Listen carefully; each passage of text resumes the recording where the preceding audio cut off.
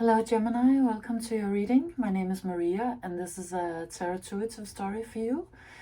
You could have Gemini in your chart, you could not have Gemini in your chart. You could be a cross-watcher, or there could be a Gemini transit in your life, or you could resonate with me, the reader, or be on this frequency for some reason. It's really just a question of whether it rings true or not. And you feel like this is actually a message for you, just bring your intuition along, and if it rings true, then it's for you. Your reading starts with this gorgeous card, the Dragon. It's talking about the fact that you want something, sort of a precious, something that is very, very precious to you, something that you're very invested in and really long for or want or wish to have, but it's in the hands of the dragon, meaning that it's placed in a dangerous place.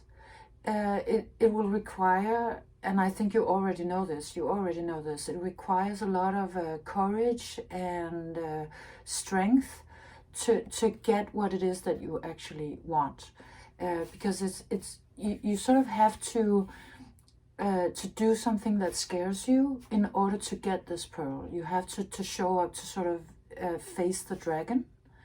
And the dragon could be any kind of fear that you have. Maybe this, in order to get this thing that, fulfill some ambition, or go through a health journey, or a person, something. In order to get that, you have to face your fears, or the dragon, something that really scares you, or something that seems very overpowering to you. And this also comes out with the Joseph Campbell quote. Joseph Campbell studied myth and sort of mapped out the journey of life through studying myths. And the quote is, the cave you fear to enter holds the treasure you seek. And it seems very true in this instance, because you have to go through something or go somewhere that is frightening to you, but you want to, because you want to get this pearl. This thing is enticing, compelling enough for you to be willing to engage with the dragon, because I see you actually going for it. This is the adventure card from the Zen Tarot. I think that might also be the equivalent to the Fool card, sort of starting a long journey, or being willing to go walk into the unknown. And this card really pulled on my heartstrings when I looked at it today, because it looks so vulnerable. This little child walking into the dark forest alone. And I think maybe you feel like that. You feel completely vulnerable. You feel like you're stepping into something that is completely out of your control. And yet you sort of have to walk that path in order to get the thing you want, or to get to where you want to go. And so in some respect, you have to go sort of unprotected into the dark forest, and then sort of face whatever it is that you're gonna face there. And of course you have spiritual protection, but it's still, you're the one who's gonna have to walk the path, and you're the one who has to muster the courage. And I see you doing it in spite of maybe what seems, at first at least, as very unfavorable odds. Or certainly not a journey that would be necessarily very easy. It would take a lot of luck and love and protection and spiritual guidance and all of it. But I see you taking it on. It's really, really impressive. And it also does require sort of your whole being. This one comes out, the Three of Emotions, and the way that this is conveying a message today is that this is your future self. Your future self shows up to say, you got the pearl. You went through this journey, and you are gonna get the pearl. Your future self is here to say, it's gonna happen. You will get it. You will have success on your journey, because here it is. It's just that it's gonna require sort of almost your whole being, or just an enormous amount of focus, because I see these three as sort of three parts of you that sort of show up on this journey. This one actually very trusting, sort of focusing on being trusting in yourself and in spirit and the journey of life. This one being frightened, nervous, worried, and then you in the middle, sort of negotiating both your trust and your fear, and being incredibly focused. I see you sort of clutching this this pearl that you get in the future, and your whole being is invested in being present in this journey and on every step of the way, because it's incredibly important. It looks also kind of precarious. So you're just, what you are more than anything is incredibly focused. You're so focused. And you're also coming out with the hummingbird, which looks sort of very still. So there's also a part of you that feels like to go get your pearl, to do this thing that you want to do, achieve this goal, you get to this person or whatever it is that we're talking about. You sort of need to be, first of all, very high vibe. You need to be very aware of what you're doing with your energy at any given moment. You are also in a way making yourself a little bit small, because the hummingbird, is a very small bird. So it's like your strategy to start on this journey is to sort of make yourself as inconspicuous as you can, in a way, to sort of not make a big show of yourself, or to stay small, but not in a bad way. It's just as to gather your most important energy around you, and not have a lot of distractions, and not make a big show of it, but sort of hoping that you can pass through somewhere, maybe without getting noticed. And you are going through a major healing on this journey that you're on. Spirit is healing you, and the strategy that you're choosing is healing you. So a lot of things are sort of changing for you on a cellular, physical, mental, emotional. I feel like I need a word that I don't have. On level. And that may be the essential part of this journey, or it may be sort of a deeper thing that is happening without you necessarily being aware that is actually the spiritual part of this journey, is that you're undergoing an enormous healing. And that healing looks to involve two things: surrender and the divine feminine. So you getting in touch maybe with some sides of you that could have been maybe hidden away for a while, or that you haven't had time to. I mean, in the modern world, it's like almost none of us have time to be in the divine feminine, or to be in the sort of just the beingness and the softness and all of it. So it's sort of like a wound we all carry. No matter what your gender is, it's just, we just don't have the time, and a lot of us don't have the tools, but it really looks to be making a comeback in your life, and also becoming a big player. This could of course also be somebody else who comes in with a lot of nurturing energy, and in order to get the nurturing energy either from spirit or yourself, or maybe this other person who is coming in, it's asking you to be very vulnerable. It's asking you to bare yourself. This one looks like it's baring itself to the moon.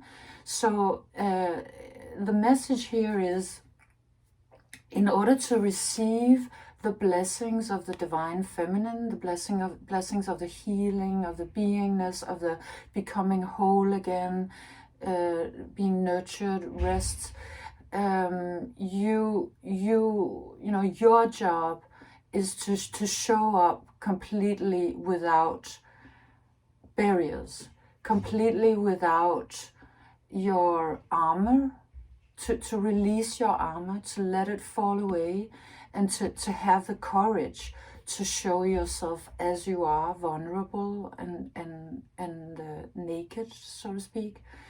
That's actually you know, a big part, if not the whole part of the challenge that you're facing on this journey.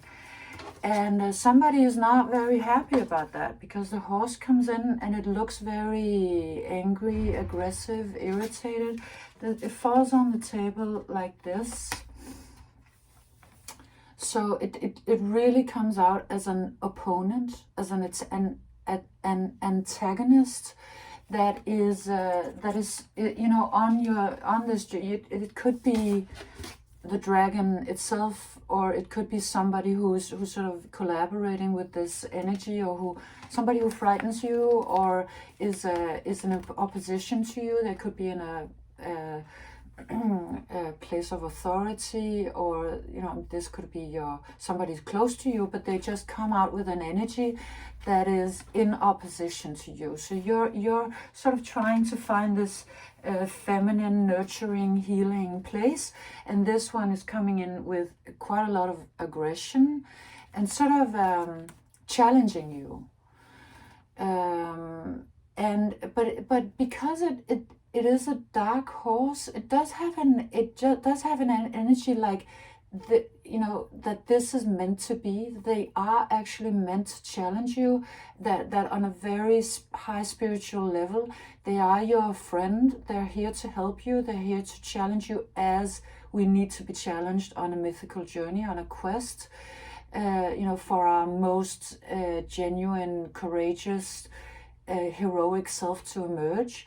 So, I mean, from that perspective, you know, they actually are an important part of your journey, and you know, in a spiritual sense, a friend. But they come out, of course, in this situation and in this life, kind of frightening and overpowering. But it looks like you are tackling it in a completely brilliant way, because you actually do achieve to stay sort of in your feminine, because the moon comes out again.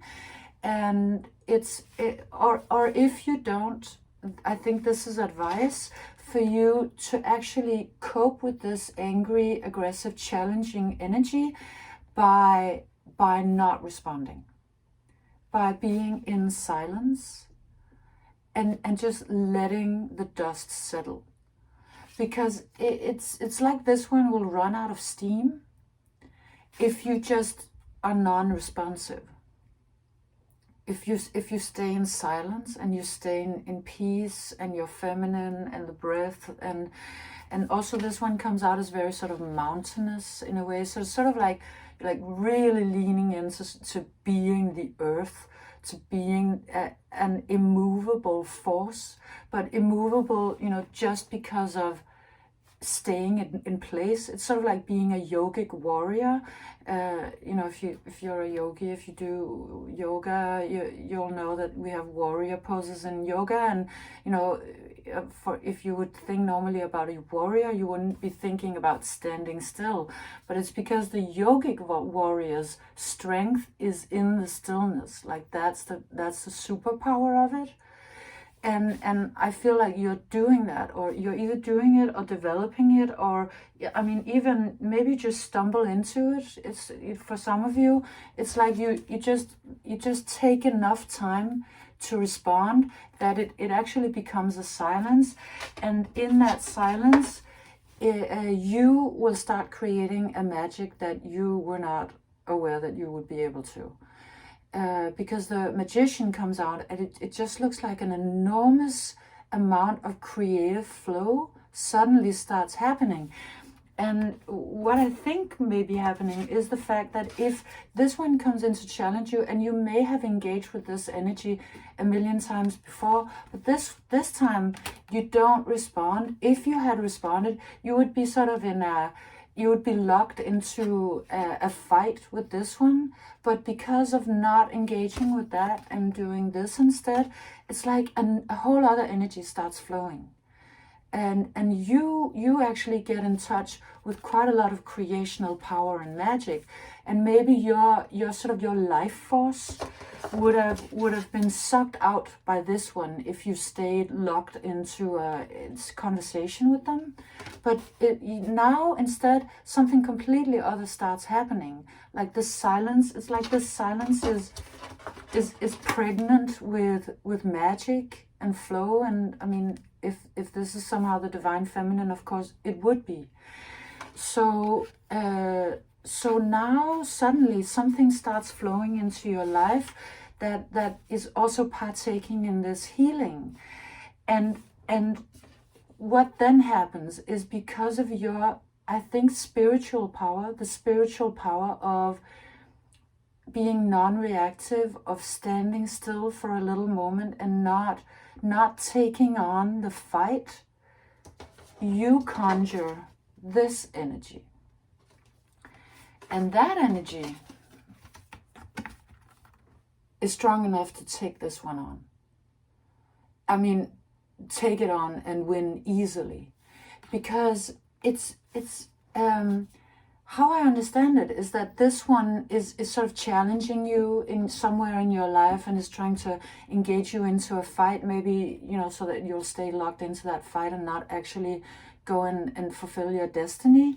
But because of the strength that you show in not reacting to it, it's like you, or it's not like you. What you do is that you conjure a new spiritual power. So you actually create out of yourself or in your life. This could actually also be somebody who comes in as your saving grace. So either somebody else or you yourself shows up in this amount of power. And that is strong enough to eradicate this one just by being sort of ethereal. This one is sort of very much in 3D. But this is spiritual power. And I mean, this one can't do anything to this one. It's sort of invincible, because it's also sort of, it's because it's spirit. So you can't kill it, you can't destroy it. It's something that is so much stronger than this one. This one, of course, coming out as the stallion, is a really, really powerful energy in 3D, in the terrestrial world. But this, of course, is a trillion times stronger overall, because it has all the spiritual power. And you stepping into that part of yourself, or this one arriving, is the breakthrough. Like, that is going to change, that's going to change the situation quite a lot. Because spiritual power entered the conversation, and it sort of breaks the situation apart in a way that that the power dynamics that were there before are just eradicated, because this one comes in. It's so much of a game changer that it a sort of a breakthrough type tower type moment happens. And even though all of this incredible energy is moving around you and moving your life and moving around the players in this situation, you actually manage to stay in your peace.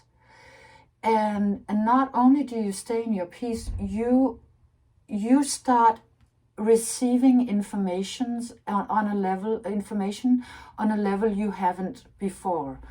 It's the fact that you've been handling or are handling this situation in such a high level way, in a way that you may be stepping out of some patterns you've had before, or just really, really being so stoic and invincible and immovable, is opening to a direct communication with spirit. I mean, this one comes out as, you know that song by Manhattan Transfer. It's an old song. It's called Operator. And it's talking about, you know, having a direct line to spirit. It sort of comes out like that with this one.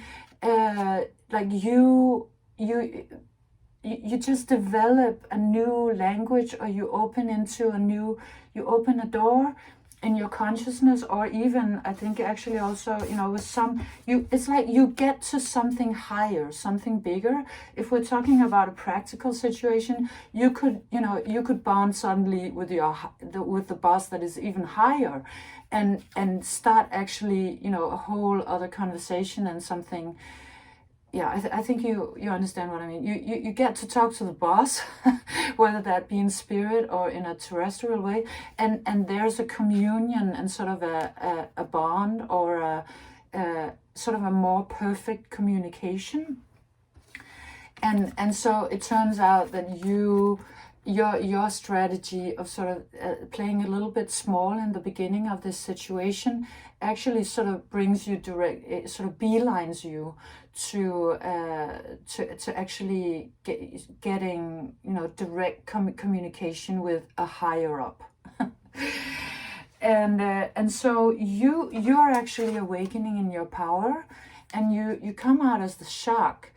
And the shark is, you know, in a way also sort of a mythical creature. It's certainly a power player in the element that it's in. And so you come out as something that is equally as strong as the dragon that was holding your pearl, but it's like you changed elements.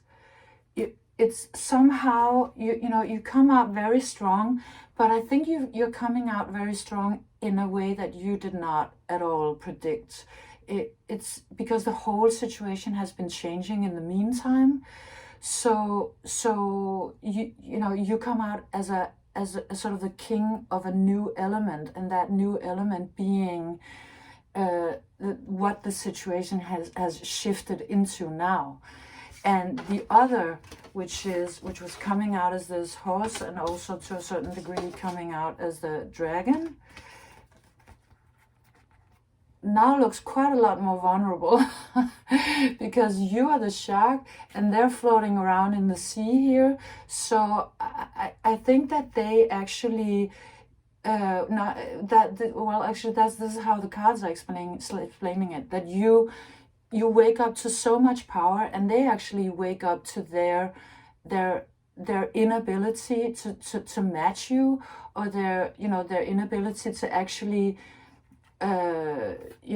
do anything. Or I mean, their vulnerability suddenly shows, and it just becomes clear as day that the one who actually holds the power, the one who is actually strong in this situation, is you, or the divine feminine, right? And so your reading ends with that horse not being so aggressive anymore, and actually making sort of a run for it, with sort of slightly with its hair on fire and its tail between its legs. It's like you win, Gemini. I mean, you however you did this, you know, with your conjuring the unicorn, and somehow through your vulnerability, creating amazing spiritual power, you completely chase this aggressiveness, this aggressive person or energy out of the arena, totally and utterly. Like, they just run away, and you sort of get to stand in your power in this new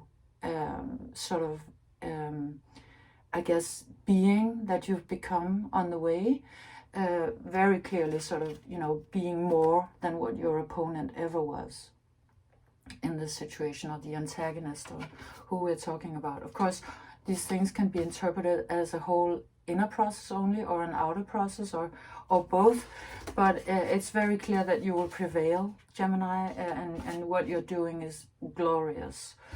So I think this was your reading, all in all. I hope you enjoyed it, and I hope you got something out of it. If you did, please leave me a like, or a subscription, or a comment, or all three.